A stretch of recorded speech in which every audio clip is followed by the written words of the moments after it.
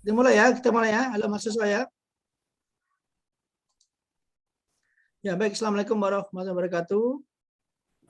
Waalaikumsalam warahmatullahi wabarakatuh. Nah, kita akan sini ya.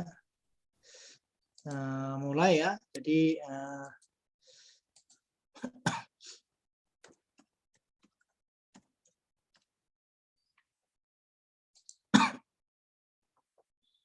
kita akan mulai dengan materi yang ada. Ini 7 ya. Nggak apa-apa lah, kita mulai ya. Saya akan share screen ya, mahasiswa ya. Untuk ini kok disable ya, Mas? Saya bisa ini disable. Bisa dibuat host dulu, Mas. Sudah Pak, sudah.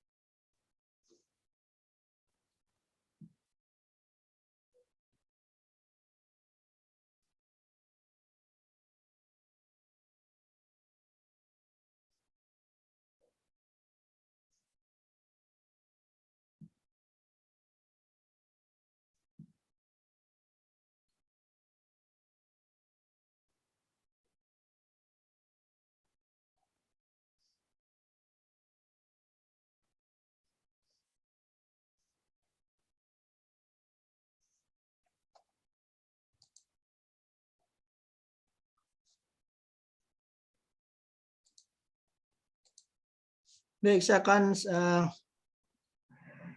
ini ya.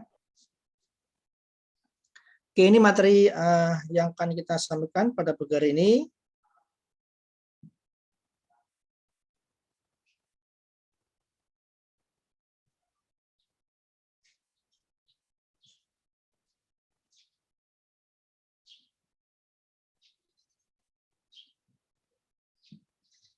Kita akan masuk ya. Kita masuk ke pengukuran. Jadi kemarin kita bicara mengenai apa itu lembaga keuangan mikro, termasuk usaha kecil. Sekarang kita akan masuk ke materi pengukuran kinerja. Pengukuran kinerja lembaga keuangan mikro. Nah, jadi lembaga keuangan mikro itu harus diukur. Jadi tidak bisa misalnya sekalipun dia lembaga kecil ya yang menangani orang-orang kecil tapi tetap harus diukur. Nah, itu kita masuk ke pengukuran kinerja lembaga keuangan mikro. Nah, sekarang kita lihat.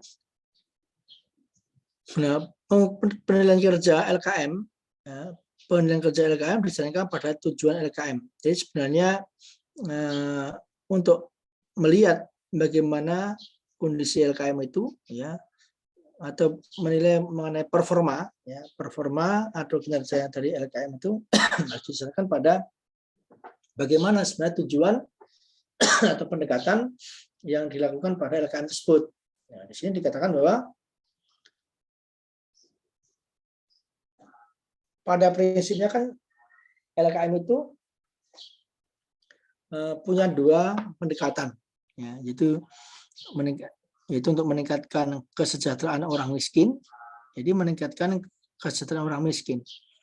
Nah, kalau meningkatkan kesejahteraan orang miskin, artinya orang-orang miskin itu tadi bisa terangkat secara ekonominya, ya, bisa terangkat secara kehidupannya, maka ada dua pendekatan yang bisa dilakukan, yaitu dengan pendekatan kesejahteraan dan pendekatan yang bersifat institusional. Nah, pendekatan yang bersifat kesejahteraan itu bagaimana? Jadi ini mengukur keberhasilan terutama dari kemampuan institusi untuk memenuhi kebutuhan orang miskin dalam waktu singkat. Jadi sebenarnya kan orang-orang miskin itu kebutuhan utama kan mereka soal perut. Mereka soal perut, soal makan. Orang miskin cuma itu. Makanya Indonesia itu kecenderungan masih banyak kejahatan, ya, masih banyak pencurian kecil-kecilan itu kan, pencurian yang ayam, pencurian misalnya hasil panen, itu kan sebenarnya masalah perut. Nah, kalau mereka hanya ayam kan paling bentar dijual 50.000, 70.000 gitu kan. Kalau mereka hasil panen, misalnya kan dulu ada kasus salak pondoh kan di kampung-kampung itu kan dulu sering kan kita nanam salak pondoh, tapi yang panen orang lain. Ya, mereka bawa karung, kemudian masuk ke dalam, ya kan, dan dia keluar bawa karung itu ya, satu karung itu kan, itu paling banter kan dijual katakanlah 200 sampai 300 ribu. Kan artinya mereka tuh level kehidupannya itu masih di tataran orang yang miskin tadi, ya miskin. Jadi mereka hanya masalah perut, aja masalah kehidupan yang sangat-sangat mendasar, makan saja kan. Maka dikatakan sini pendekatan kesejahteraan itu bagaimana meningkatkan mengukur keberhasilan terutama dari kemampuan institusi ya, untuk memenuhi kebutuhan orang miskin dalam waktu singkat. Nah, ini yang dimaksud dengan pendekatan yang bersifat kesejahteraan. Kemudian ada juga pendekatan yang bersifat institusional. Institusi, kalau bicara mengenai institusi berarti mengenai lembaga. Ya. Nah, dalam konteks ini mengukur keberhasilan itu berdasarkan sustainabilitas LKM. Jadi bagaimana lembaga yang dikelola itu, ya, lembaga keuangan mikro itu tidak hanya 1-2 tahun, tetapi bisa sustain. Sustain itu artinya bisa bertahan yang cukup lama, kemudian yang cukup panjang, kalau bisa selama-lamanya, kemudian dari generasi ke generasi, ya, bisa diteruskan. Maka itu bicara mengenai sistem, ya, sistem untuk mempertahankan kehidupan tadi. Jadi mengukur keberhasilan berdasarkan sustainabilitas LKM dengan asumsi apa? Dengan asumsi bahwa LKM yang memiliki sustainabilitas akan mampu membantu meningkatkan pendapatan dan mengurangi kemiskinan. Jadi kalau yang pertama itu pokoknya yang bagaimana saya punya lembaga, kemudian orang miskin bisa terangkat. Ya, kita berikan subsidi, kita berikan makanan, ya seperti BLT gitu-gitu kan. Kemudian kalau yang institusional enggak, ini institusional itu harus dibuat lembaganya sebagus dulu, harus bagus, harus mapan, harus bisa berdaya, harus swadaya, ya, harus mandiri. Nah, baru mereka membantu orang-orang miskin. Nah, itu pendekatan yang bersifat institusional.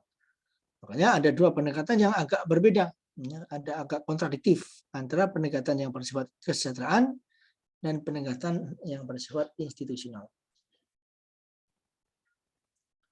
Nah, sekarang akan kita lihat di sini ada LKM pada prinsipnya begini. Jadi lembaga keuangan mikro harus memiliki kemampuan finansial. Jadi LKM itu sebenarnya harus memiliki kemampuan finansial, kemudian yang bersifat apa? Bersifat financial viable. Jadi kemampuan financial viable untuk apa? Untuk mencapai kemandirian atau dikatakan self sustainability. Ini ada LKM harus memiliki kemampuan yang bersifat finansial atau dikatakan sebagai financial viable untuk apa? Untuk mencapai kemandirian atau self sustainability. Ya. Kemudian bagaimana untuk mengukur itu semua? Kemampuan yang bersifat financial viable itu ini pengukuran yang didasarkan pada ada beberapa item. Jadi kemampuan keuangannya bagaimana? Jadi LKM mampu menutup. Kemudian luasannya cakupan bagaimana, kemudian yang bersifat besarnya jasa. Nah, ini ada kemampuan keuangannya, kemudian kemampuan luasnya cakupan, kemudian besarnya jasa. Ini adalah pengukuran yang didasarkan pada kemampuan, ya, kemampuan untuk LKM mampu, ya, bagaimana kemampuan keuangannya. Jadi kalau LKM dia kemudian kampanye katakanlah dia mau punya niat baik, kemudian dia mau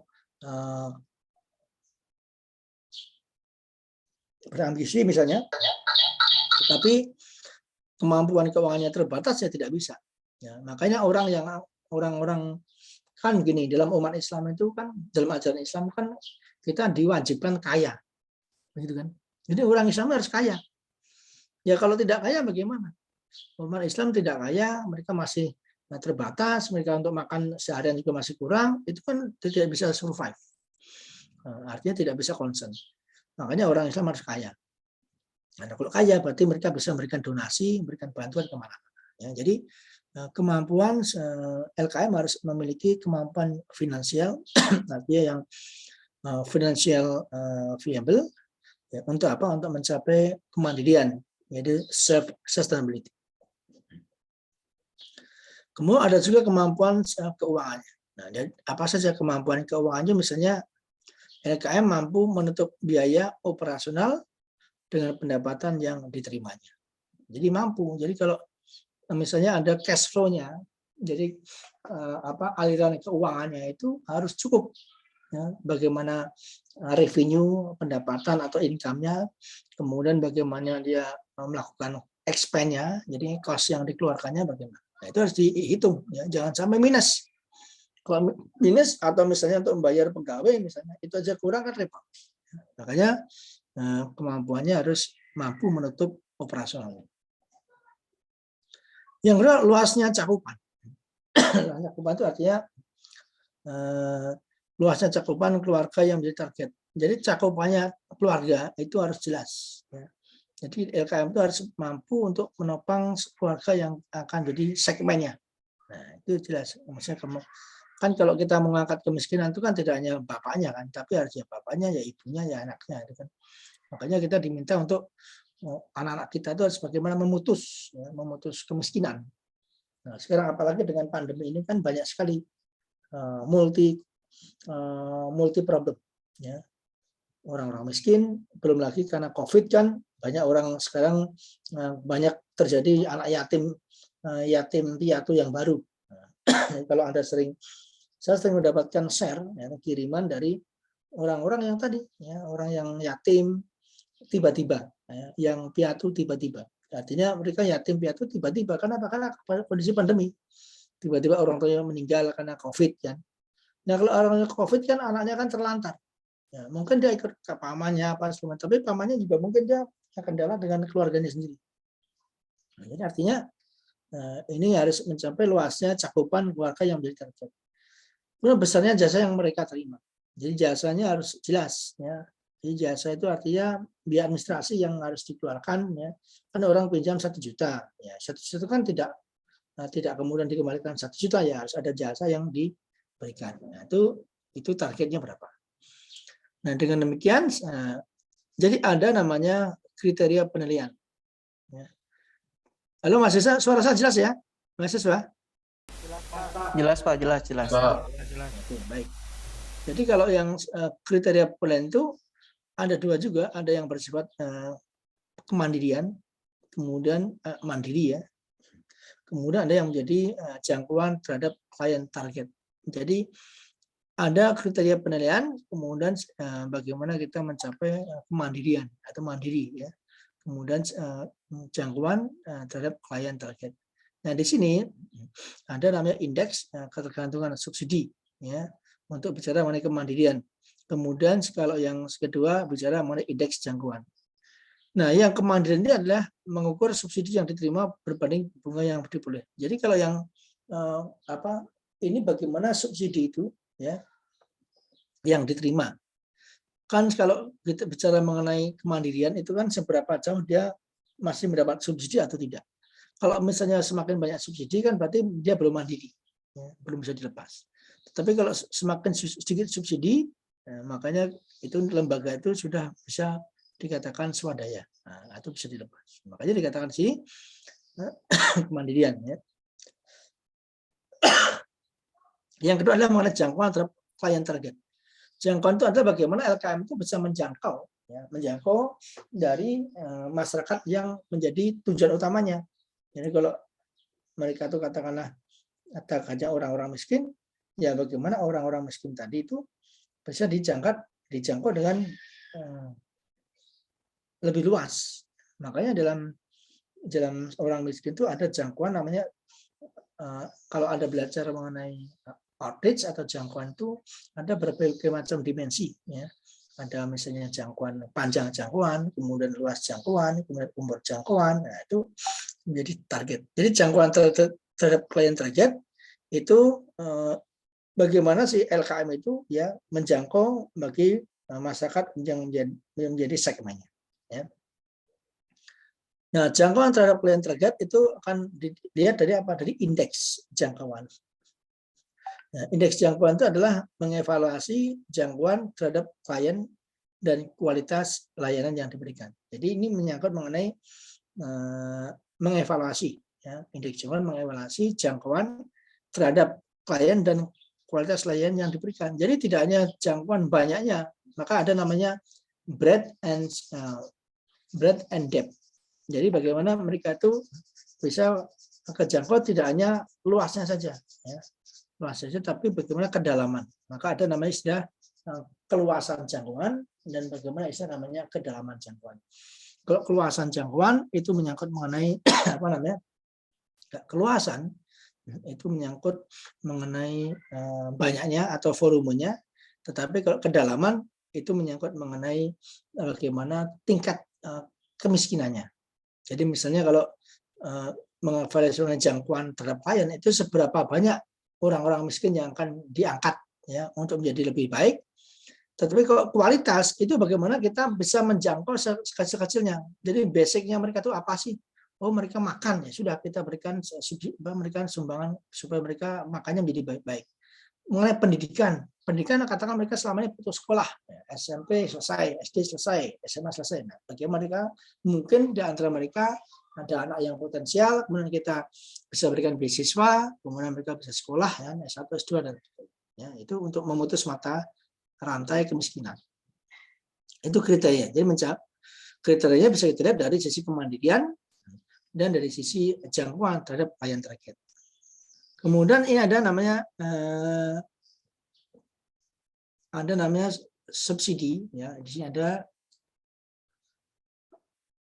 subsidi dependence index. Jadi dalam subsidi itu ada indeks sebenarnya, ada indeks untuk subsidi terhadap lembaga keuangan mikro. Itu apa? Itu menyangkut mengenai subsidi indeks atau STI, mengukur persentase kenaikan rata-rata tingkat bunga pinjaman yang diperlukan sebagai kompensasi, ya, untuk menghapus subsidi, termasuk subsidi yang diterima LKM. Ya.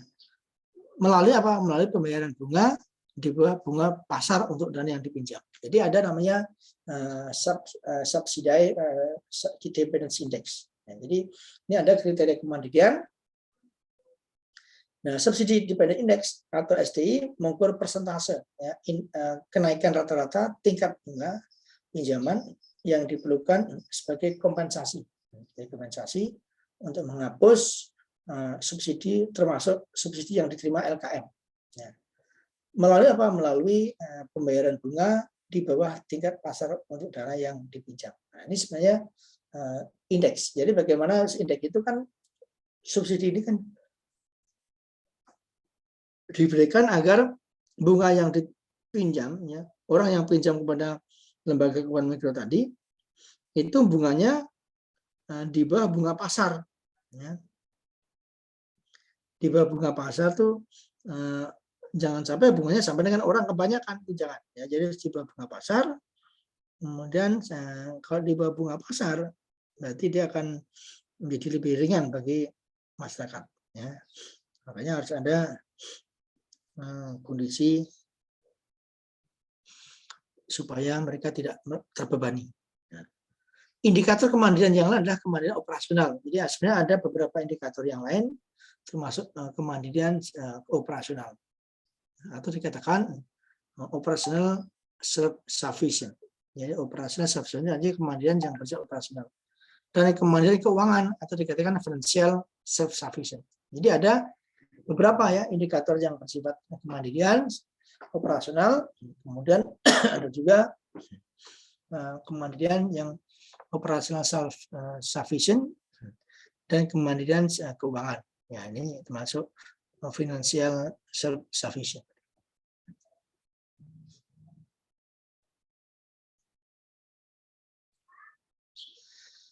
Contoh subsidi apa?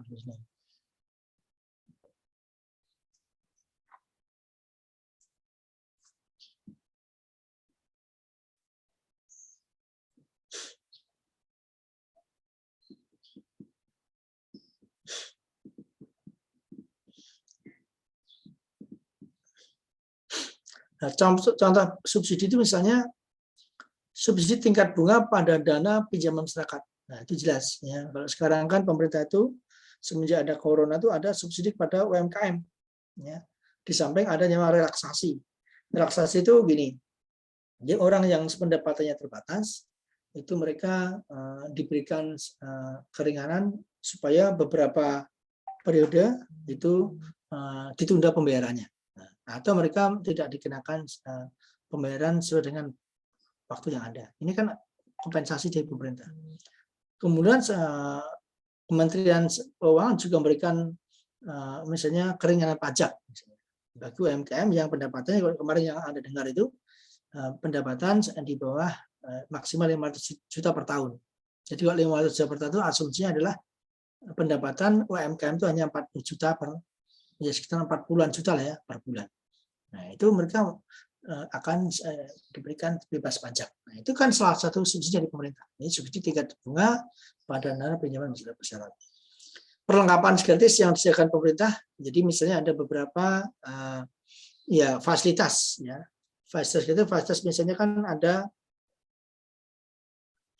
ya, fasilitas misalnya perlengkapan untuk melakukan marketing, pemasaran. Biasanya pemerintah itu memberikan memfasilitasi networking, jaringan.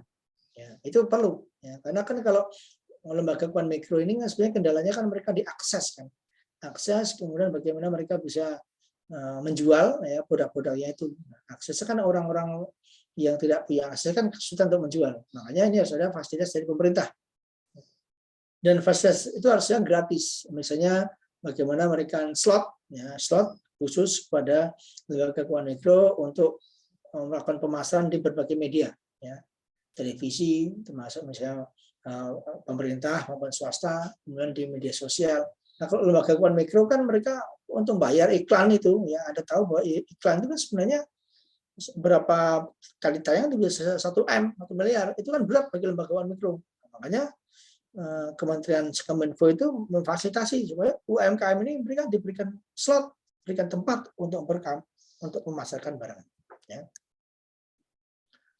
Nah, perlengkapan gratis yang disediakan pemerintah, pelatihan gratis untuk staf yang disediakan pemerintah. Nah, kemarin Anda lihat KNKS, ya, Komite Nasional Keuangan Syariah itu memberikan pelatihan ya bagi BMT ya, BMT 4.0. Jadi ada namanya BMT 4.0. Pelatihan di Jakarta. Nah, itu BMT yang punya potensi ya untuk berkembang, yang mereka sudah sustain, atau lembaga keuangan mikro syariah atau lembaga keuangan mikro yang lain itu diharapkan bisa naik kelas. Nah, tidak hanya marketnya tidak hanya itu saja, tapi diharapkan naik kelas. Nah, dengan cara apa? Memberikan pelatihan gratis untuk staf yang disediakan pemerintah. Kemudian asumsi pemerintah terhadap kerugian ditukar mata uang asing. Nah, ini intervensi pemerintah terhadap apa? Terhadap nilai tukar rupiah. Ya, makanya Bank Indonesia kan sering turun tangan kan apabila kondisi keuangan tidak stabil. Asumsi pemerintah terhadap pinjaman mata uang asing. Nah, ini harus subsidi juga. Ya, jadi sebenarnya ada beberapa item, ya, ada beberapa hal yang perlu disubsidi untuk lembaga keuangan mikro. Karena kalau mereka tidak disubsidi akan kesulitan. Ya. Nah, sekarang dalam kriteria jangkauan terhadap klien target tadi ada yang namanya jangkauan. Ya. Jangkauan itu ada namanya skill atau skala jangkauan. Ada yang namanya kedalaman atau depth jangkauan. Nah, jadi ada yang namanya skill, ya, kemudian ada yang namanya kedalaman atau depth. Nah, dalam kedalaman skill ini kita lihat adanya jumlah klien yang dilayani dengan berbagai jenis instrumen. Nah, ini kalau bicara skill atau skala itu lebih kalah breadth ya atau kuantitas. Itu seberapa banyak jumlah klien yang dilayani dengan berbagai jenis instrumen. Yang kedua, kedalaman itu menyangkut mana jenis klien yang terjangkau dan tingkat kemiskinan mereka. Nah, jadi kalau semakin miskin, maka sekarang kan level kita kan tidak hanya poor, tidak ada miskin, tapi adanya puris, orang yang paling miskin. Jadi orang miskin masih ada di bawah lagi orang miskin. Ya, itu namanya kedalaman. Nah, sekarang kita mengangkat orang-orang ini tadi, ya, yang katakanlah sehari makan cuma sekali, kadang makan, kadang tidak, atau mungkin kalau makan pun mereka hanya seadanya, itu harus dijangkau mereka. Nah, itu menyangkut supaya mereka bisa terangkat.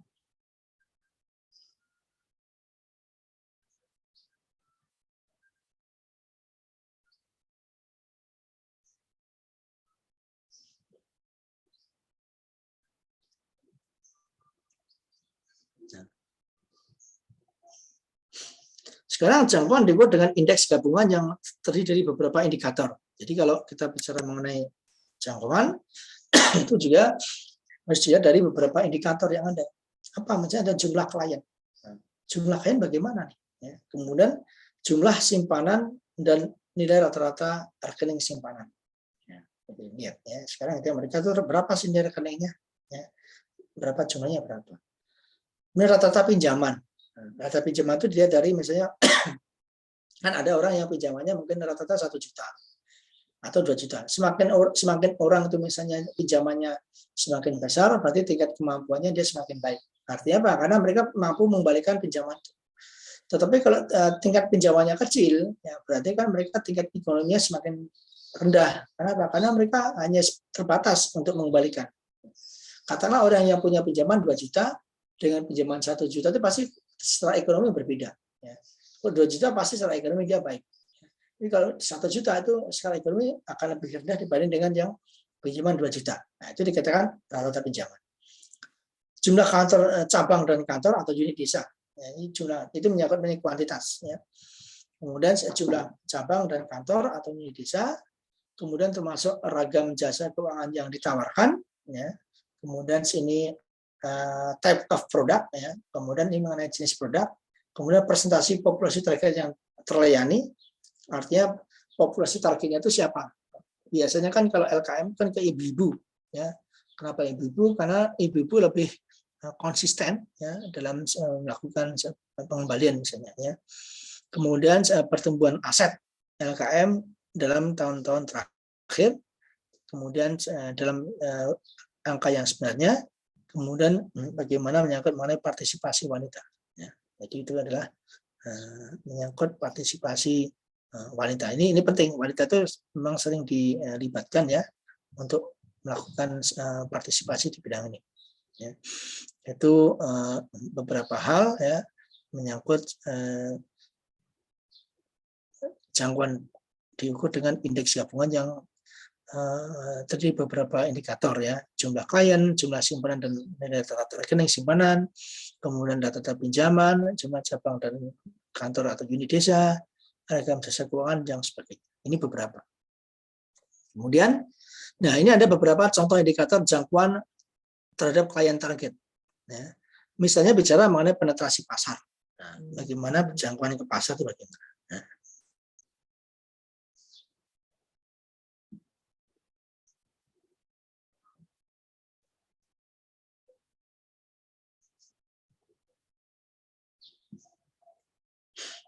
Ya.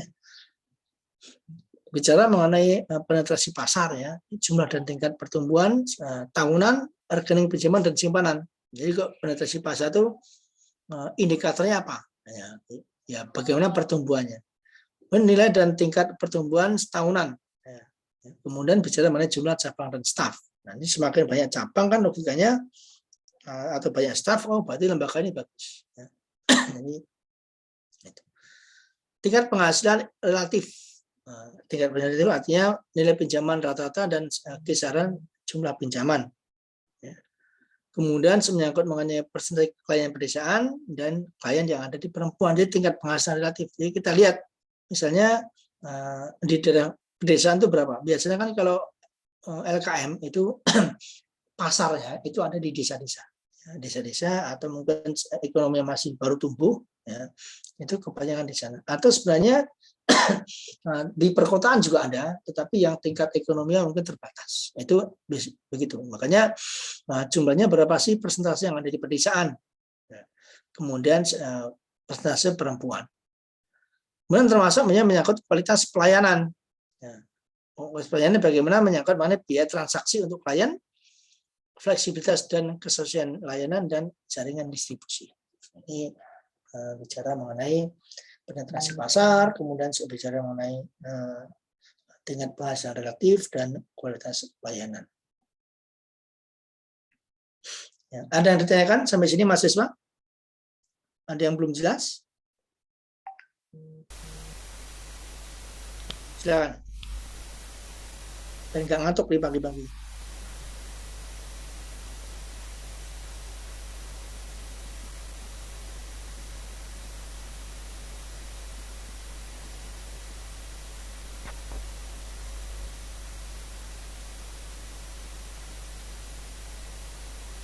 Halo, Anda tanyakan mahasiswa?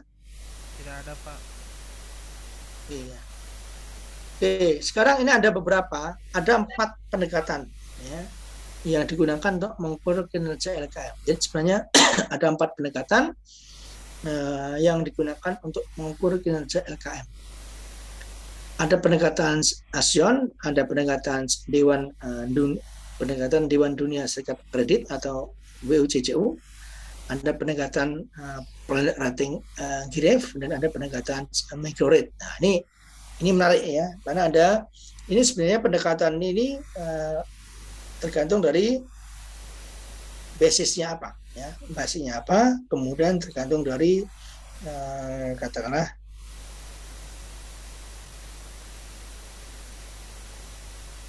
dari indikator yang diberikan, ya. Ada 4 pendekatan yang digunakan untuk mengukur kinerja LKM. Ada pendekatan ASEAN, ada WUCCU, ada pendekatan Planet Rating, dan ada pendekatan Microrate. Ya, ini yang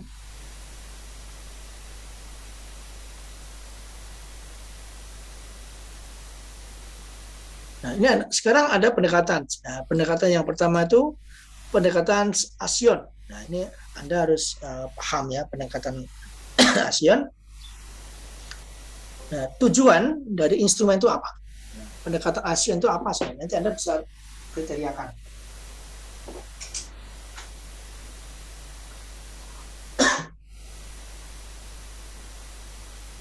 Nah, pendekatan ASEAN itu adalah tujuan utamanya adalah untuk memperkuat manajemen, ya, dan menghasilkan kerangka kerja umum, ya, dalam mengevaluasi dan membandingkan kinerja afiliasi ASEAN di seluruh negara. Jadi pendekatan ASEAN ini sebenarnya pendekatan untuk memperkuat kinerja manajemen dan menghasilkan kerangka kerja umum, ya, memperkuat manajemen dan menghasilkan kerangka kerja umum untuk mengevaluasi dan membandingkan kinerja termasuk afiliasi ASEAN di seluruh negara. Nah, ini ya. Nah, ini jadi istilah memperkuat manajemen atau memperkuat sistem manajerial, ya, dan kerangka kerja yang ada. Nah, di sini dikatakan bahwa pendekatan ASEAN ini, ya, ini pendekatan yang mengadopsi metodologi CAMEL. Nah, Anda masih ingat kan? Jadi pendekatan ASEAN itu menggunakan pendekatan metodologi CAMEL, termasuk kemudian sebagaimana melihat kecukupan modal, kemudian menyangkut mengenai kualitas aset, ya, kemudian menyangkut mengenai manajemen, kemudian penerimaan dan likuiditas. Ini adalah pendekatan ASEAN, ya, untuk apa? Untuk mengadopsi metodologi CAMEL, kemudian melihat dari sisi kecukupan modal. Modalnya cukup sih sebenarnya dari lembaga itu. Nah, itu penting. Jadi ke lembaga kan misalnya kita mengatakan kita kan lembaga kita sustain, tapi modalnya cukup nggak? Nah, kecukupan modal, kualitas asetnya bagaimana? Kualitas asetnya termasuk barang berharga atau tidak? Atau hanya barang biasa? Nah, itu kecukupan aset. Nah, menyangkut manajemen, penerimaan dan likuiditas. Nah, itu pendekatan ASEAN. Nah, untuk mengevaluasi lembaga-lembaga pemberi pinjaman komersial Amerika Serikat. Jadi sebenarnya ini nah, juga menarik ya, karena begini, kemarin saya melihat, ya, kemarin ada baca-baca di beberapa riset bahwa sebenarnya yang mendominasi di bidang komersialisasi, ya, termasuk keuangan segala macam itu Amerika sebenarnya. Jadi kalau Amerika mau Maka dikatakan Amerika itu kan lembaga superpower. Itu kan menguasai secara ekonomi. Nah, ya. Nah, dalam pendekatan ASEAN itu sebenarnya kita menggunakan skor berapa? Antara 0 sampai dengan 5 atau D sampai dengan AAA. Ini A itu indikator atau menunjukkan nilai, ya, nilai dari pendekatan itu. Nah, LKM yang memiliki di bawah 2, ya, artinya ini kan 0 sampai 5 kan. Jadi pendekatan ASEAN itu adalah pendekatan menggunakan nilai 0 sampai 5. Nah, kemudian LKM yang memiliki skor di bawah 2 harus menjalankan bisnis pemberian pinjaman. Nah, sementara LKM yang memiliki skor 2 sampai 3 atau di atas 2, LKM memiliki kelemahan pokok yang harus diperbaiki. Jadi kalau semakin kecil, ya, itu kan semakin baik. Artinya kalau LKM itu dia punya nilai katakanlah 1 atau maksimal 2, berarti lembaga ini sudah bagus. Ya, lembaga ini sudah punya kemampuan untuk bisa memberikan pinjaman, ya, ke tempat yang lain. Nah, itu atau kepada klien atau nasabah. Itu bersifat pendekatan yang ASEAN. Kemudian kalau LKM yang memiliki skor-skor 2 sampai 3, artinya LKM ini dia punya skor 2 sampai 3 atau di atas 2 sampai 3. Ini harus diperbaiki, ya, diperbaiki. Nah, itu artinya mungkin dari sisi keuangan mungkin harus ditambah modal, ya, dari sisi SDM harus diperbaiki kinerjanya dan sebagainya. Itu kalau nilainya kecil dan besar, ya. Sekarang ada juga pendekatan yang bersifat WUCCU, ya, atau di sini dikatakan sebagai Dewan Dunia Serikat Kredit. Jadi ada Dewan Dunia Serikat Kredit. Dalam WUCCU ini menggunakan peers dalam menilai kinerja LKM. Jadi dalam menggunakan WUCCU ini ternyata harus menggunakan peers dalam menilai kinerja LKM. Jadi menggunakan lembaga keuangan mikro. Nah, WUCCU sendiri adalah sebuah organisasi nirlaba, yang mendorong pengembangan kerjasama keuangan, ya. Termasuk di dalamnya ada bermarkas di Madison, kemudian Wisconsin. Nah, jadi ada pendekatan WUCCU ini menyangkut bagaimana menggunakan peers dalam kinerja LKM. Kemudian WUCCU ini sebuah organisasi nirlaba yang mendorong pengembangan kerjasama keuangan, termasuk ini bermarkas di Madison dan di Wisconsin. Ini adalah pendekatan WUCCU. Nah, dalam pendekatan WUCCU apa yang dilakukan sebenarnya? Nah, dalam pendekatan ini, peers merupakan satu set rasio, ya, yang terdiri dari apa? Ada 45 rasio untuk mengevaluasi dan kemudian memonitor stabilitas keuangan serikat kredit dalam WUCCU, termasuk digunakan untuk program pengembangan institusional. Nah, itu ya. Ini agak berbeda memang. Kemudian dalam konteks ini, ya, dalam konteks ini adalah pendekatan WUCCU ini, ya, dikelompokkan dalam 6 wilayah kinerja keuangan.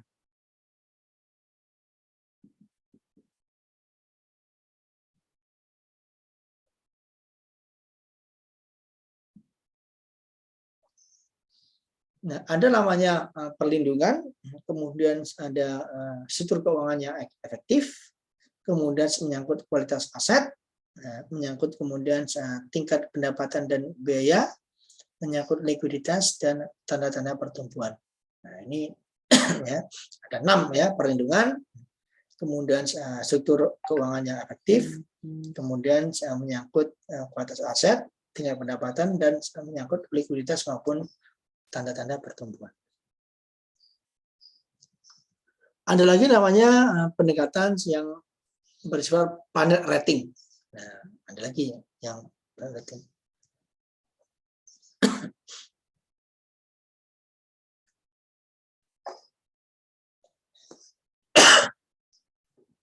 Nah, pendekatan yang bersifat planet rating, ya, itu dalam menilai kinerja LKM menggunakan GRIF. Nah, GRIF. Jadi pendekatan rating itu menggunakan yang penggolongan yang GRIF. Ya, yang bagaimana? Planet rating adalah apa yang dimaksud dengan planet rating. Ini adalah sebuah organisasi nirlaba internasional yang berbasis di Paris. Nah, ini Prancis ini ya. Ini mengenai. Nah, dalam kinerja ini menilai kinerja LKM menggunakan penggolongan yang GREF. Nah, apa indikator ya?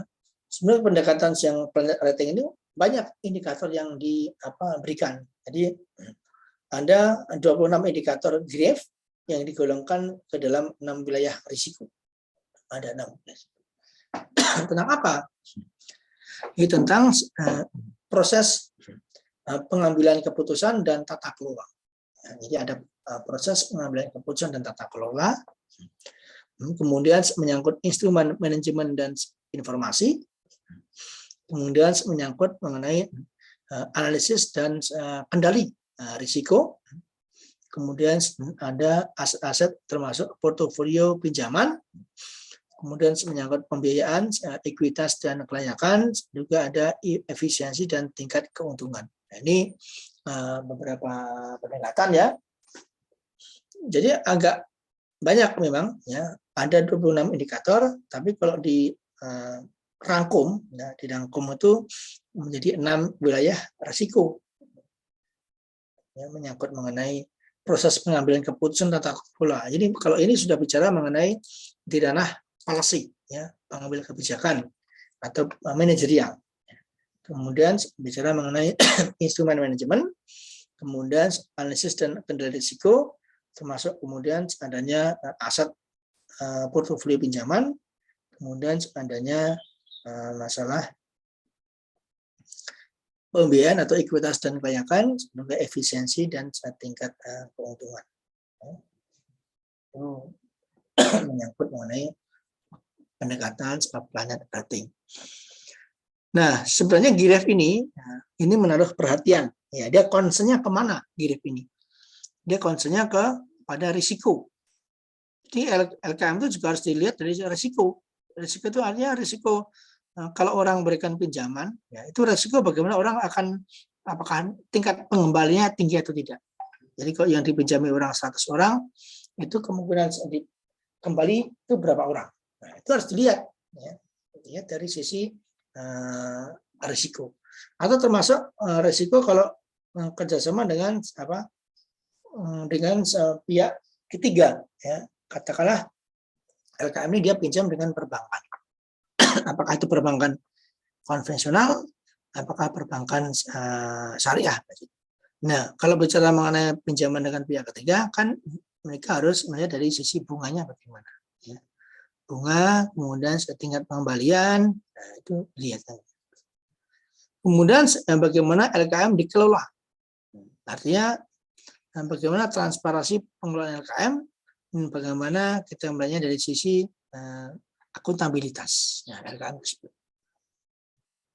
Kemudian apakah LKM gagal memenuhi harapan investor karena ketidakmampuan dalam sistem, kemudian proses dan pengorganisasian. Ini dilihat, ya. Jadi apakah LKM dianggapnya sebagai gagal, ya, yang memenuhi harapan investor, termasuk karena ketidakmampuan dalam sistem, proses dan pengorganisasian. Nah, ada sekarang metode namanya micro-rate.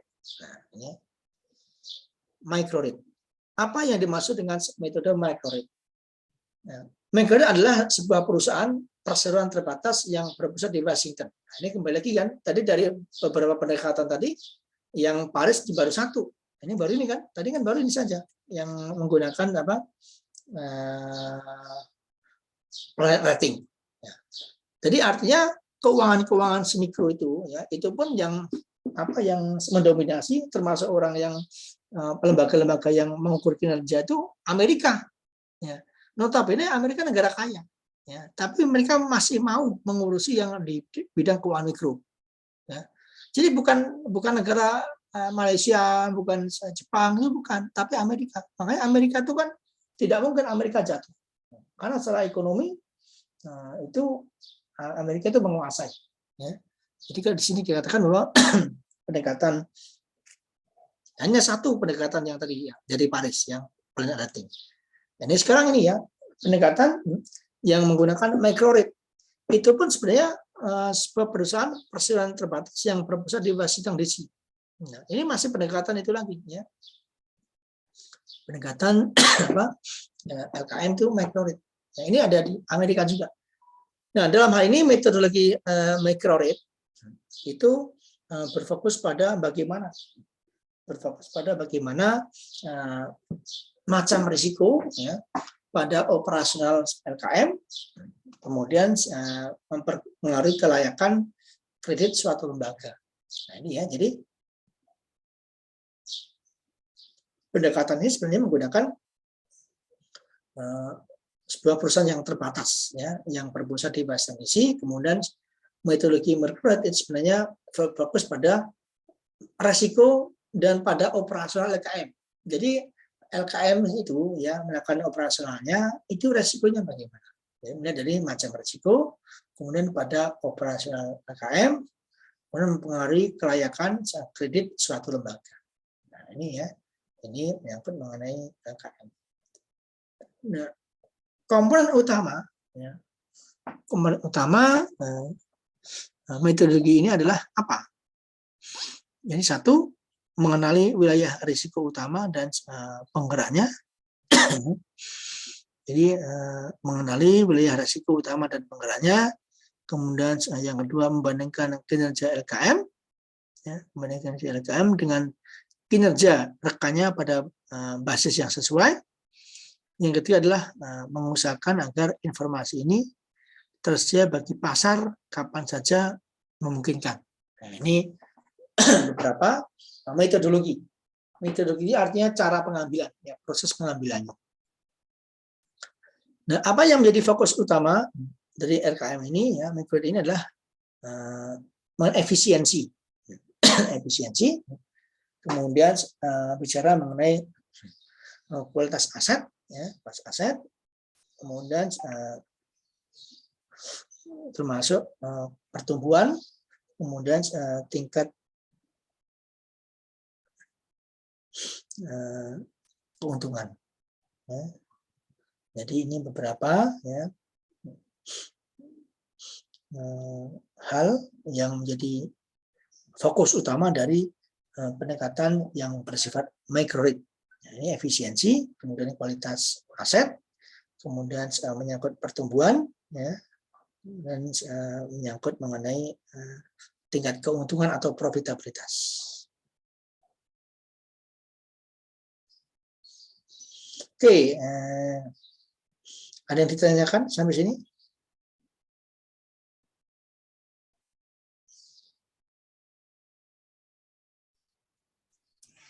Halo, Pak. Ya.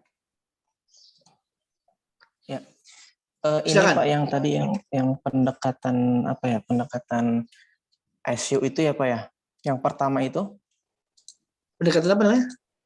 Yang pertama itu Asian ya, Asian. Ascision. Ya, pendekatan ini ASEAN ya. Oke, silakan. Ya, itu kan apa namanya? LKM kalau pendekatan Asian itu kan memakai skor ya Pak ya, memakai skor dari 0 sampai 5. Nah, itu kan untuk menunjukkan bagaimana suatu lembaga LKM itu bisa dibilang bagus atau kurang. Nah, berarti kalau misalkan tadi, berarti kalau ASEAN itu semakin skornya rendah, berarti itu semakin bagus Pak LKM-nya. Ya, oke.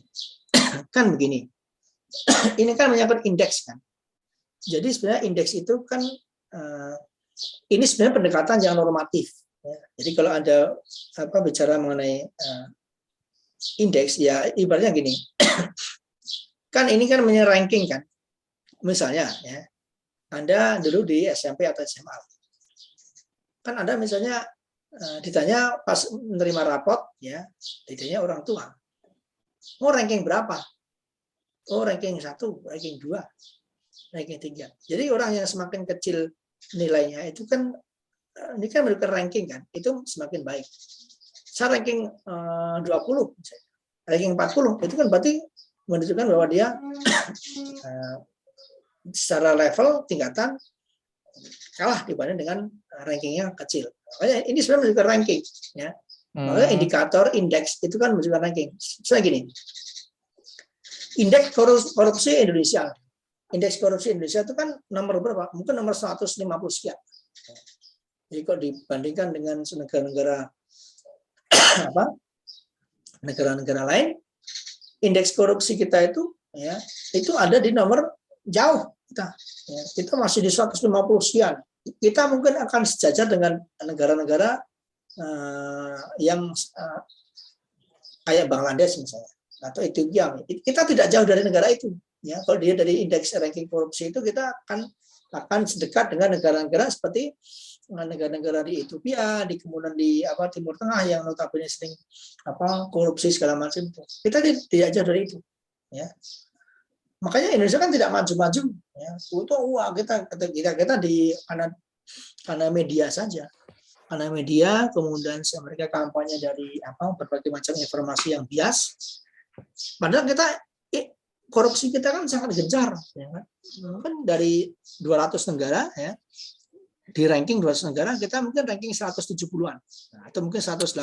Artinya kita masih jauh dibanding dengan Jepang, misalnya, dibanding dengan Finlandia, misalnya. Itu kita jauh. Ya. Kalau kita itu kan misalnya korupsi 1 miliar itu biasa, hilang, kasus akan ditutup, hilang. Berapa triliun hilang, gitu kan? Itu karena kita korupsi kita kalah. Coba Anda misalnya dengan ada nggak Pak negara yang tingkat korupsinya itu sangat kecil, ada seperti Finlandia, itu dia nomor 1 misalnya. Kenapa? Dia mengatakan bahwa mereka sampai menilai bahwa ini korupsi tidak tuh gini misalnya. Saya nanti katakanlah dia kerja, ya. Kemudian nanti saya harusnya pulang kerja jam 8 sampai jam 5. Nah, dia baru ngomong bahwa nanti saya jam 3 mau pulang lah, mau izin pulang cepat. Nah, dia mengatakan karena saya mau katakan ada acara keluarga atau mungkin saya mau bermain dengan mengajak anak-anak kemana gitu. Nah, dia baru ngomong begitu, ya, itu di Finlandia itu sudah dianggap korupsi. Dianggap korupsi waktu. Itu baru ngomong, dia belum melaksanakan, belum menjalankan. Itu sampai indikator menilai korupsi atau tidak itu sampai dilihat seperti itu, ya, sampai dilihat orang yang baru ngomong aja dianggapnya korupsi. Artinya dia baru mau niatan, kan, itu belum melaksanakan sudah dianggap korupsi. Nah, kan beda dengan kita tuh kan korupsi waktu udah biasa. Kan waktu, uang, segala macam harta, makanya ada korupsi kita semakin jauh. Indeks competitiveness, misalnya kita bicara mengenai indeks daya saing. Daya saing kita itu kan nomor 160-an ranking. SDM kita itu jauh. Jadi SDM kita tuh kalau dibandingkan dengan negara-negara maju, kita tuh dalam rata-rata ya mungkin ada beberapa yang bagus, tapi in average dalam rata-rata kita tuh jauh ketinggalan SDM kita. Ya. Jadi kalau di ranking kita tuh di ranking 160-an, jauh. Indeks competitiveness, jadi daya saing kita. Nah, makanya kalau kita misalnya, kenapa orang-orang katakanlah Anda mungkin, saya dulu juga pernah kerja di perusahaan itu, di perusahaan Jepang misalnya, katakanlah di perusahaan atau di Korea misalnya, atau perusahaan-perusahaan yang Taiwan. Nah, orang yang jadi bos, ya, yang menjadi atasan kita, yang jadi direktur, yang jadi manajer, atasan kita itu, kalau Anda misalnya pernah ke negaranya, saya pun dulu pernah kan, ke Jepang itu, Korea itu pernah. Itu yang di sana hanya sebagai operator, ya. Operator itu hanya dia tiap hari yang ulak-ulik mesin segala macam. Ketika dikirim di Indonesia, dia jadi manajer, jadi supervisor. Artinya apa? Artinya untuk memimpin masyarakat Indonesia, untuk memimpin perusahaan yang ada di Indonesia, tidak perlu orang yang nomor 1 di Korea, orang yang nomor 1 di Jepang itu dikirim, tidak perlu. Jadi cukup orang-orang yang mungkin di sana mungkin levelnya jauh, operator sana udah, untuk mengelola di Indonesia cukup operator saja yang dikirim. Nah, kalau orang-orang yang hebat nggak mungkin dikirim Indonesia, nggak mungkin, pasti akan dipertahankan di negaranya. Kamu ngapain ke Indonesia? Kamu ngapain? Nggak perlu. Kamu cukup di Korea saja. Nah, orang-orang yang hebat di sana mungkin kalau dikira ya tidak di Indonesia, mungkin perusahaan cabang yang ada di Amerika, perusahaan cabang yang ada di Singapura. Karena kan Pak, karena penduduknya mungkin orang-orang hebat atau mungkin tenaga kerjanya orang-orang hebat. Wah, Indonesia cukup operator. Jadi kalau saya dulu heran, dulu di sana, ya, saya kan training Jepang 6 bulan. Satu di sana diajarin bareng dengan orang itu cara bongkar mesin, kemudian cara memperbaiki segala macam, cara masang alat segala macam itu. Di sana tuh kerjanya berlumuran dengan oli, ya. Orang itu berlumuran dengan oli, kemudian mereka ya keringatnya itu bercucuran sana sini. Kemudian ketika saya balik di Indonesia, setahun kemudian orang itu dikirim ke Indonesia yang jadi operator itu. Dia sudah gaya pakai dasi, pakai jas, gitu kan. Jadi manajer, jadi direktur. Tapi setelah di Indonesia 4 tahun, ya kan mereka hanya 4 tahun kan, 4 tahun bekerja, dia dikembalikan lagi jadi operator lagi. Jadi artinya orang kita itu dipimpin oleh orang-orang yang tingkat kompetensinya itu mungkin ranking 10 di perusahaan itu.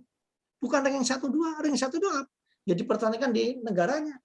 Nah, itu artinya kan kita dari indeks kompetitifnya kita itu masih jauh ketinggalan. Makanya kalau saya kadang ketawa-ketawa aja orang-orang kita kalau dengan orang Jepang itu nunduk-nunduk, dengan Korea nunduk-nunduk, itu kan ya orang-orang kita kan sebenarnya orang-orang pintar, tapi kita terlalu takut. Oh, di sana juga mereka operator, ya gitu. Jadi Anda jangan, kalau saya kan dulu kan udah ada lama di perusahaan Jepang, perusahaan multinasional. Saya tahu betul itu orang-orang yang coba kalau ada di perusahaan Korea itu kalau meeting mereka gebrak meja kan, gebrak meja, nyiram air, ya kan. Kalau orang-orang Jepang itu menggunakan bakal, bodoh gitu-gitu. Itu kan apa? Karena kan pendidikan mereka terbatas. Jadi bukan disalahkan, karena memang mereka tidak memiliki cara beretika. Kalau mereka di sana operator di sini jadi manajer, jadi supervisor minimal kan. Jadi kalau di ranking semakin kita rankingnya jauh ya kita semakin tidak baik. Ya, jadi indeks kompetitifnya kita, indeks misalnya SDM kita, indeks misalnya korupsi kita itu kita jauh ketinggalan dengan negara lain. Jadi kalau dibanding dengan Jepang itu kita, makanya kalau saya sering kalau ngajar itu ya atau mungkin bercanda dengan teman itu di indeks itu, indeks competitiveness, korupsi segala macam itu kan di tabel itu ada nomor 1 sampai 50. Indonesia nggak ada di situ. Karena mungkin Indonesia nomor 200-an. Jadi sampai dibuat tabel yang ranking 1 sampai 20 negara-negara itu nama Indonesia tidak muncul. Berarti kan Indonesia kan nomor di atas 200-an itu. Jadi kalau dilihat dari ranking dari bawah, ya, itu kita hanya dekat dengan negara-negara seperti Timor Leste.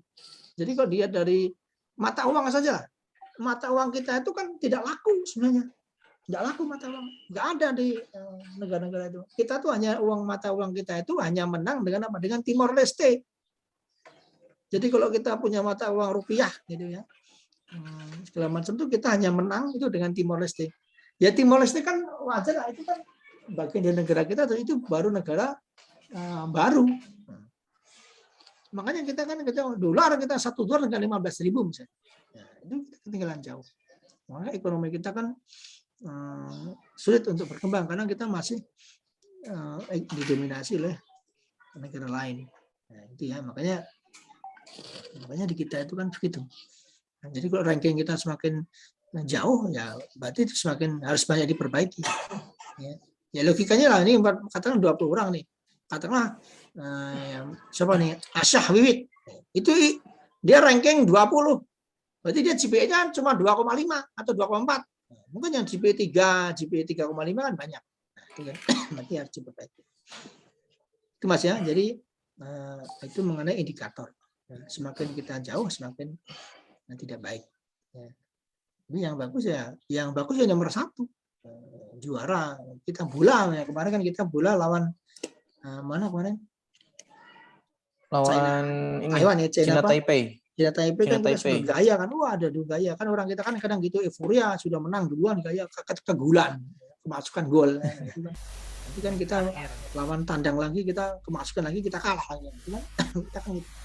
Kita itu kan menangnya ya bukan dengan Cina Taipei itu beda loh ya. Itu dengan negara Cina dengan Cina Taipei itu beda. Cina Taipei negara kecil, itu negara-negara yang notabene belum maju, itu dengan kita tuh hampir sama. Jadi kita menang dengan itu.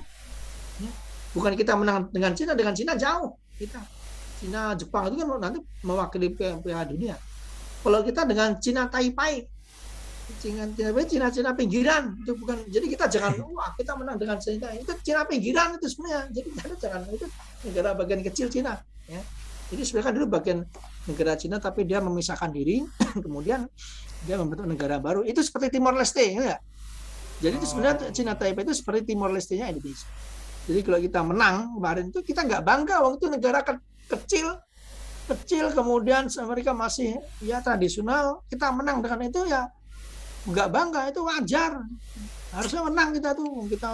Mereka baru kenal bola mungkin baru 2-3 tahun yang lalu, ya kan? Kita sudah puluhan tahun yang lalu gitu loh. Jadi kalau kita menang dengan mereka tuh ya bukan bangga, apalagi kalah gitu loh, kan lucu kan, apalagi kalah. Jadi kalau negara kita tuh jangan bangga ya meskipun kan kita ada di sini, tapi kalau kita, makanya di forum-forum internasional itu kan kita tidak pernah didengar. Kita ngomong komplain ke forum internasional, ya kita nggak akan didengar. Ya paling cuma ya Indonesia ngomong ya silakan, tapi nggak akan direkomendasikan. Kenapa? Karena kita tidak punya power, tidak punya kekuatan. Gimana kita punya power? Kita utang 1.000 triliun.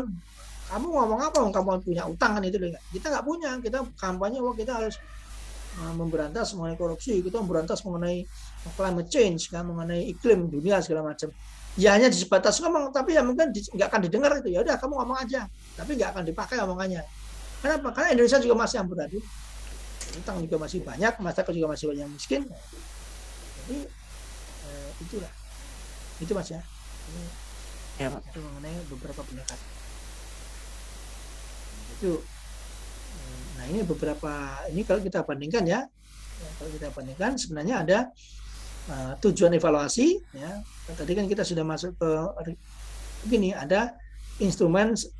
Jadi kalau kita bandingkan sebenarnya ada Asian Camel itu bicara mengenai instrumen internal untuk manajemen hubungan dan jejaring atau networking.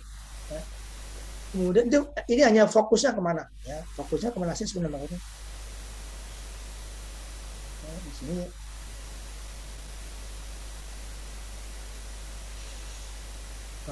Workopils itu bicara mengenai pengawasan kinerja yang berkelanjutan oleh manajemen dan pengawasan eksternal.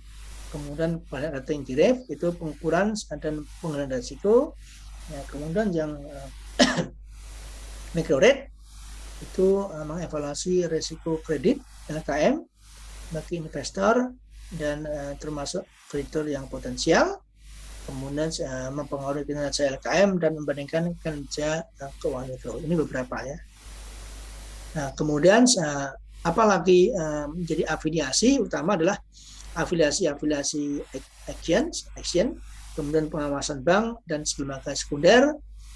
Nah, kalau yang Workopils itu bicara mengenai bagaimana serikat kredit yang berafiliasi, kemudian menyangkut perkumpulan, kemudian menyangkut pengatur serikat kredit.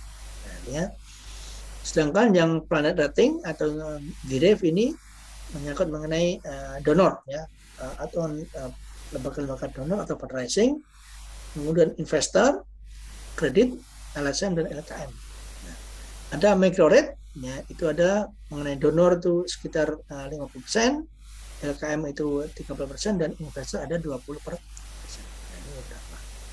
Nah, ini apa yang menjadi perbedaannya lagi di bidang metodologi. Ya, metodologi itu menyangkut mengenai peta rencana keuangan mikro untuk menjadi perantara keuangan formal. Ya.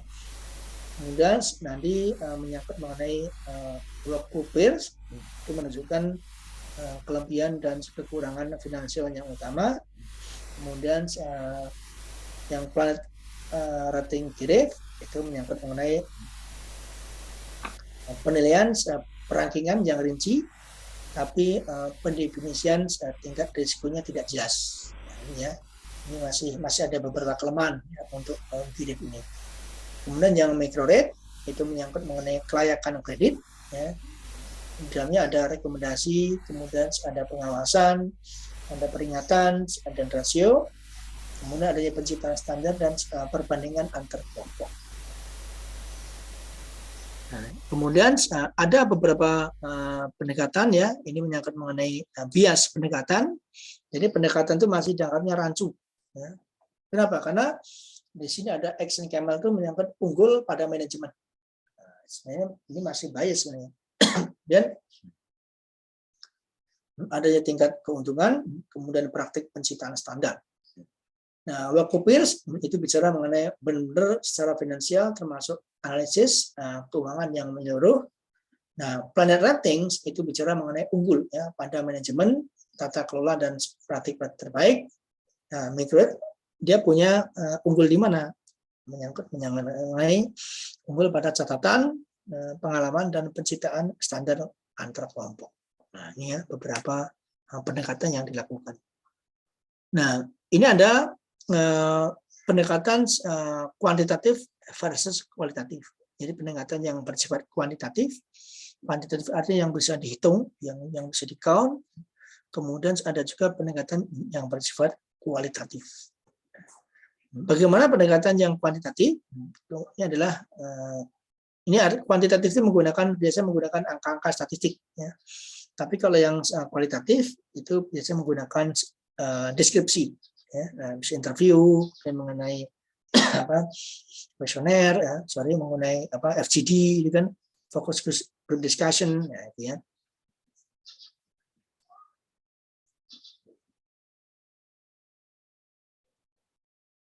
Nah, ini kalau yang action camel itu lebih ke arah kualitatif, ya, karena menggunakan pendekatan ini ya, pendekatan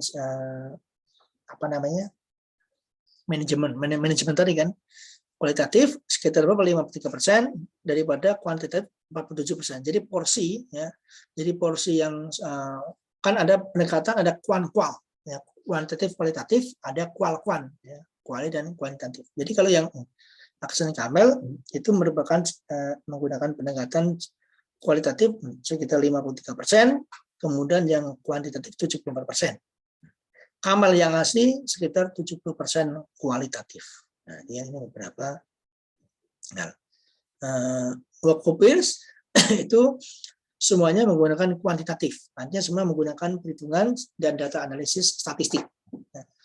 Nah, Planet Ratings Graph itu menggunakan kualitatifnya 57%, kemudian yang kuantitatif 43%. Nah, kenapa? Karena lebih cenderung ke arah risiko. Sedangkan Microred itu tapi menggunakan kuantitatif daripada kualitatif. Nah, ini tapi tidak jelas yang mikro itu berapa persen yang kuanti dan berapa persen yang kualitatif.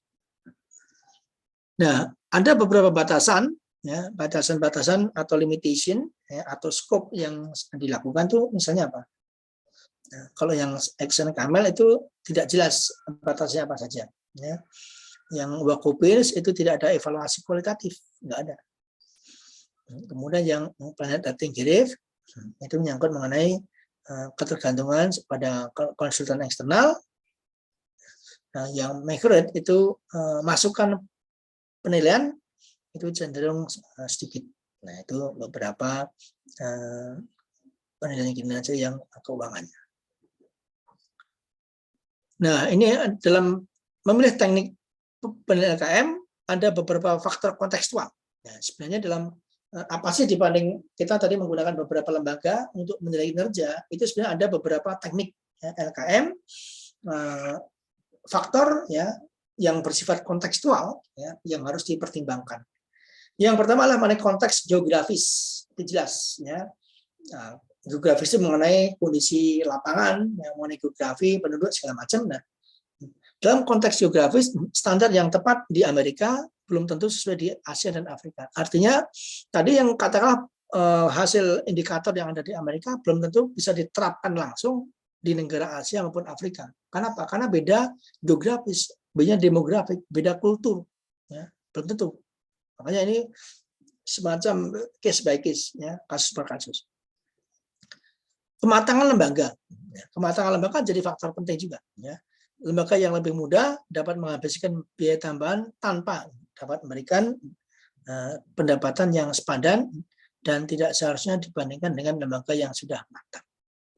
Jadi pada kematangan lembaga ini tentunya berbeda ya, lembaga yang baru 2-3 tahun berdiri dibandingkan dengan lembaga yang lebih lama ya. Lembaga yang lebih muda dapat menghabiskan biaya tambahan tanpa dapat memberikan pendapatan yang sepadan dan tidak seharusnya dibandingkan dengan lembaga yang sudah matang. Jadi kita tidak bisa membandingkan lembaga yang baru berdiri 2 tahun, 3 tahun dibandingkan dengan lembaga yang sudah berdiri sekitar katakanlah di atas 5 tahun atau 10 tahun. Nah, jadi ini semua dapat dikatakan sebagai indikator kinerja harus diletakkan dalam konteks bagaimana dan di mana. Ya, jadi ini adalah konklusinya bahwa indikator kinerja harus diletakkan dalam konteks bagaimana dan di mana. Ya, bagaimana ini dan di mana ini. Ya, LKM itu yang berbeda beroperasi. Jadi artinya bagaimana operasionalnya, kematangannya bagaimana, pendekatannya bagaimana, dan ada di mana. Nah, kalau di Asia, di Afrika, dan di benua yang lain itu harus bisa dievaluasi, belum tentu bisa diterapkan di berbagai negara. Nah, ini ada beberapa pendekatan kinerja LKM menurut pendekatan Ledgerwood, ini sangat penting ya. Jadi pendekatan Ledgerwood itu ada wilayah kualitas portofolio. Jadi bagaimana bahwa indikator bagaimana tingkat pelunasan ya. Kemudian rasio kualitas portofolio ya, masih ada beberapa ya. Oke, masih ada ini ya. Ini kita habiskan ya, ini pada 29. Nah, dalam konteks Ledgerwood itu ada melihat tingkat pelunasan, kemudian rasio kualitas portofolio, artinya bagaimana tingkat keterlambatan, risiko portofolio, rasio peminjam yang nakal, kemudian termasuk juga rasio kerugian pinjaman. Ya, itu harus dilihat.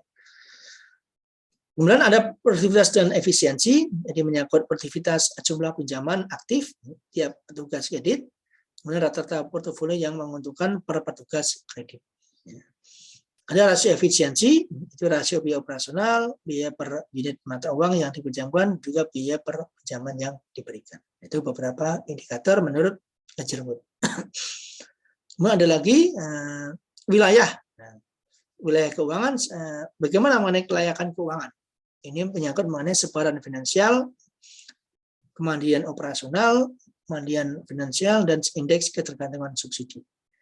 Nah, kemudian tingkat keuntungan bagaimana? Ini bicara mengenai rasio pendapatan atas aset, kemudian bicara mengenai rasio pendapatan atas usaha, dan rasio pendapatan atas ekuitas. Ya. Kecukupan modal dan pembiayaan dengan utang. Nah, jadi kita lihat bagaimana kecukupan modal dan pembiayaan dengan utang. Ini menyangkut bagaimana pembiayaan dengan utang, yaitu rasio utang terhadap modal, kemudian adanya standar kecukupan modal. Nah, ini kayaknya yang terakhir ya, belum ya. Kemudian tadi udah kan. Ini mengenai wilayah ukuran jangkauan dan pertumbuhan itu bagaimana? Wilayah ukuran jangkauan dan pertumbuhan. Indikatornya apa? Indikatornya adalah klien dan staff. Jadi jumlah klien, kemudian jumlah cabang, kemudian persentase jumlah total target klien yang terlayani, ya, jumlah klien, kemudian jumlah cabangnya berapa, ya, jumlah kantor-kantor yang dibuat baru, termasuk persentase total jumlah total target yang terlayani. Kemudian ada jangkauan pinjaman, jadi bagaimana jumlah peminjam yang aktif, termasuk jumlah saldo pinjaman berjalan, portofolio berjalan rata-rata, jumlah rata-rata pinjaman yang diberikan, nilai pinjaman tiap anggota dan sebagainya. Jangkauan pinjaman itu saldo total rekening, simpanan sukarela, kemudian jumlah rata-rata tahunan, simpanan dan presentasi portofolio pinjaman yang berjalan pada rata tahunan, jumlah klien dan sebagainya. Oke, ini materi pada pagi hari ini, barangkali ada yang mau ditanyakan. Ya. Nah, ini ada tugas sebenarnya, ya, tugas yang harus ada kerjakan ya. Jadi kelompok ini harus ada tugas kelompok, ya, membuat paper. Paper mungkin satu, ini kan jumlahnya banyak sih. Berapa jumlah mahasiswa berapa ya? 14 Pak, 14. Jadi sebenarnya papernya itu satu paper 2 orang. Ya. Paper tuh begini, ini kan tugas biar Anda tahu betul bahwa mendalami, ya, harus baca yang terkait dengan lembaga keuangan mikro.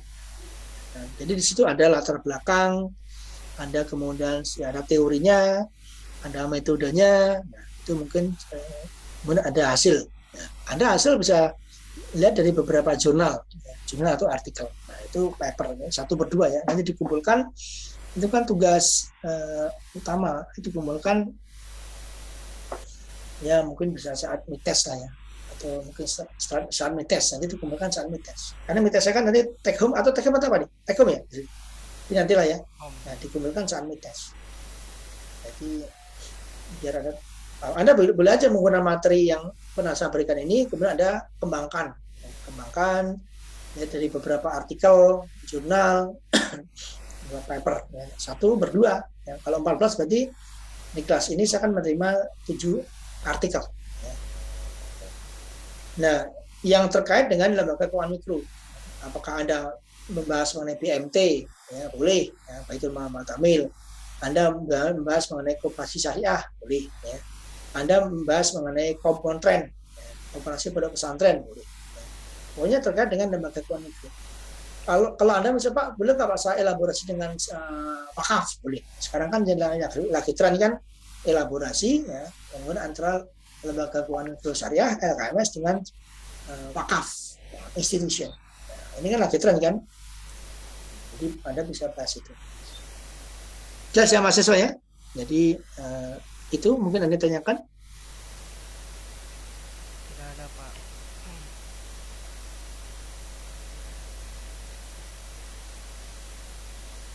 Ini mau tanya nih, siapa si Asyah Wiwit? Mau tanya silakan.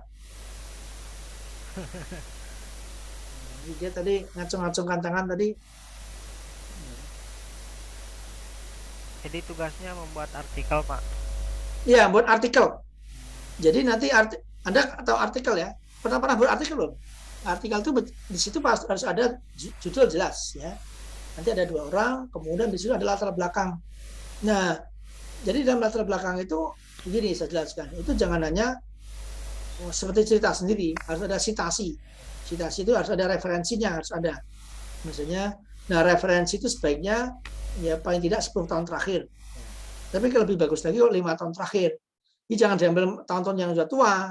Jadi misalnya ini tahun 2021 ya paling ya 2011 ya 2012 itu referensi yang paling tua.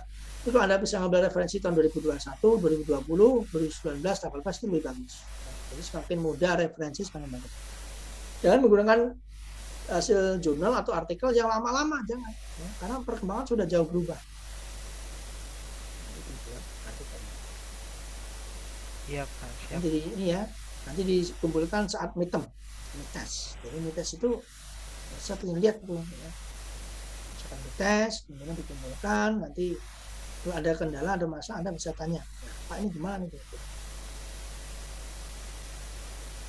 Ya halamannya tidak usah banyak-banyak, kan namanya artikel kan, dia paling maksimal 15 halaman. Ya. Itu sudah termasuk daftar pustaka. Nah spasinya 1, jangan 1,5, ya 1 lah ya, 1 spasi. Kemudian halaman ya, menggunakan fontnya 12 Time New Roman ya. Itu kan standar dalam pembuatan artikel. Time New Roman 12, kemudian sekarang apa fontnya 12. Oke, ada yang ditanyakan Mas Hamzah mungkin atau siapa? Setuju? Tidak ada Pak. Wiwit? Cukup Pak. Ya, jadi itu ya. Minggu-minggu kan kita belajar. Tapi 7:30 tuh saya ada join, belum ada orang, gimana ya? Tuh, saya sampai ngantuk tadi. Ya Pak, tadi mandi dulu. Nanti 7:30 tuh harusnya. Ya memang kita, tapi kalau di Pak biasanya nggak mulai jam 8. Ya mau dibuat jam 8 datang pasti ya lewat lagi. Kan orang kan itu. Semakin dikasih toleransinya kan semakin mundur. Makanya tadi 7:30 saya udah join, tapi sepi nggak ada orang. Biasa Pak, jam Indonesia. Ya, kalau kita udah mundur. Pak Zakaria ada tanya kan? Mas Zakaria atau Alhamdulillah Mas cukup. Pak Sun? Ini sebenarnya kan kemarin di pengumuman itu ya Bu Listen kan bilang ini kan harus ke kampus katanya sih. Nah, tetapi kemarin diralat revisi karena kan mau persiapan wisuda katanya. Jadi ya sudah lah, jadi jangan ke kampus dulu. Nah, jadi saya udah semangat nih mau ke kampus nih. Ya, pengen ketemu Mas Hamzah kayak apa kan, Mas Zakaria, Mbak Aisyah itu kan. Wah, Mbak Aisyah itu ternyata ini ya. Jadi kalau kita makan-makan di warung di soto tuh, oh ternyata kenal lah. Kalau sekarang kan mungkin nggak kenal, kita mau nyapa juga ragu-ragu. Ini yang di Zoom nggak sih? Ada kan itu kan. Nah, iya, iya. Itu ya, ini saya absen dulu lah. Ini saya absen dulu, ini harus absen nih. Ini harus absen, kalau enggak nanti enakan yang nggak masuk.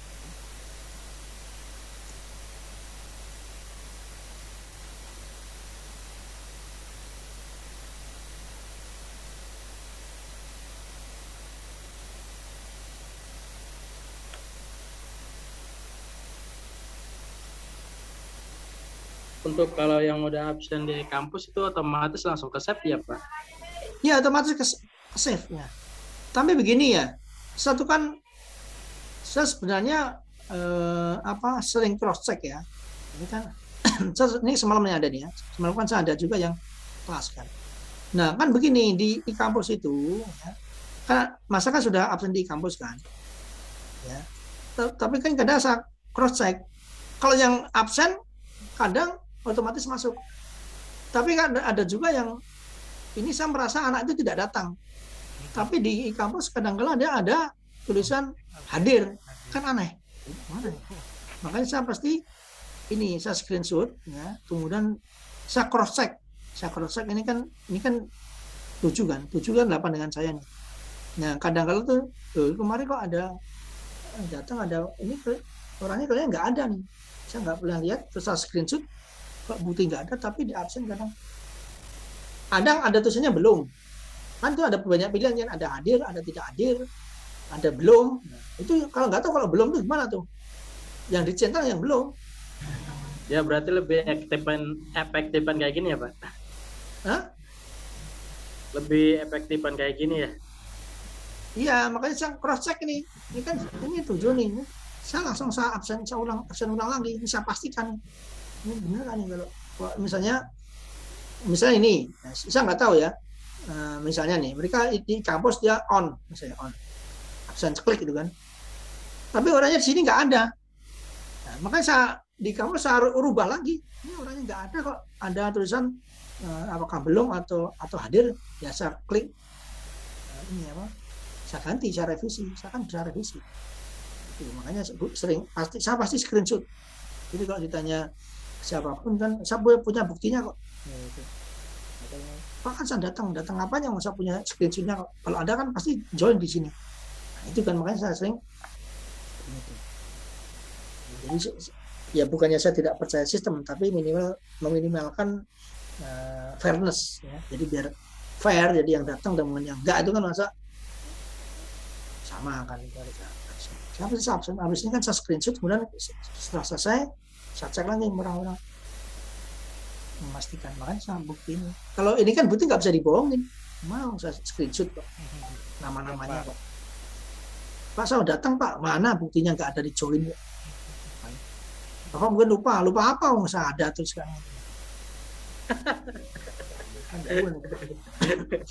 Itu sebenarnya saya begitu, saya double. Jadi kalau sebenarnya saya kalau di tempat lain itu gini, di tempat lain itu jadi bukti kehadiran itu tidak hanya sebatas kita klik tapi ada bukti screenshot. Jadi kita upload ya, bukti screenshot itu. Jadi kalau ditanya mahasiswa kan kadang-kadang mungkin ke dosennya mungkin dia nggak nanya, tapi bisa juga nanya ke akademik atau bagian administrasi ya. Kan kalau ada kita upload bukti screenshot kan dia tinggal buka, oh ini kamu nggak ada, ini kamu ada. Jadi saya pasti double cross check. Jadi nggak sekedar percaya kampus aja. Ya mungkin valid ya, tapi kan kadang-kadang namanya orang kan sistem kan kadang sebagus-bagus apapun sistem kan kadang ada beberapa kelemahan. Itu yang mengantisipasi itu kan perlu kita cross check. Oke, itu ya mahasiswa ya. Ini materi kan gimana? Mau diupload di e-kampus atau di mana ya? Atau di grup ya? Materi itu loh. Saya kan belum bisa posting tuh materinya. Nah, 3 pertemuan itu diberikan di grup atau di grup saja, kampus. Pak, Karena kan size-nya itu ya begini. Size-nya itu kan di kampus kan maksimal 2 MB ya, 2 MB. Nah, kalau ada slide yang ada warna-warna itu nggak bisa masuk. Karena bisa kompres itu berkali-kali nggak bisa turun juga. Kadang, makanya kalau ada di grup ya kadang saya di grup aja. Iya, Pak. Jadi kalau misalnya di kampus memungkinkan ya nanti saya di kampus. Oke itu ya, Mas, Pak, Bu. Ini yang Ya. cewek cuma 1, Mbak Aisyah. Ada yang lain nggak sih? Isti Nur Faidah. Ya. Nggak kelihatan ya. Ini gambarnya di Malaysia semua. Ya baik, terima kasih ya. Ini saya undang dulu lah. Saya belum panggil. Makasih kan ngomong. Saya panggil dulu. Ini ada berapa kan?